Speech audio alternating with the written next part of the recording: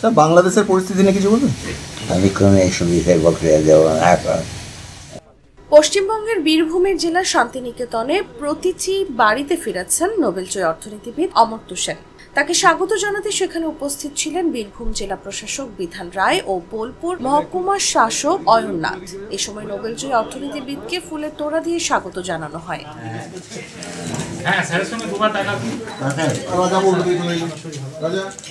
বৃহস্পতিবার রাতে কলকাতার নেতাজি সুভাষচন্দ্র বসু আন্তর্জাতিক বিমানবন্দরে নামার পর সড়কপথে শান্তিনিকেতনের বাড়িতে পৌঁছান অমর্ত্য সেন।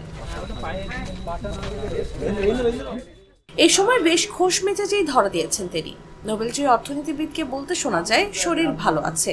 91 বছর বয়সে যতটা ভালো থাকা যায় ততটাই আছে। এখানে 3 থেকে 4 সপ্তাহ থাকার পরিকল্পনা আছে।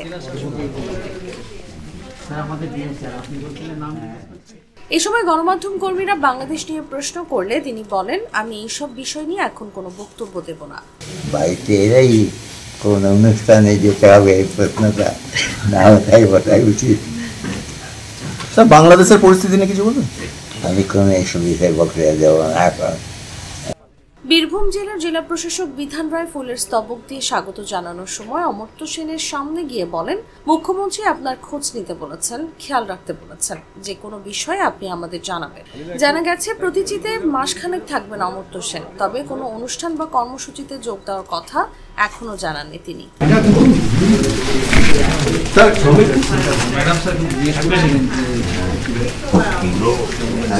ম্যাডাম জিজ্ঞেস করছেন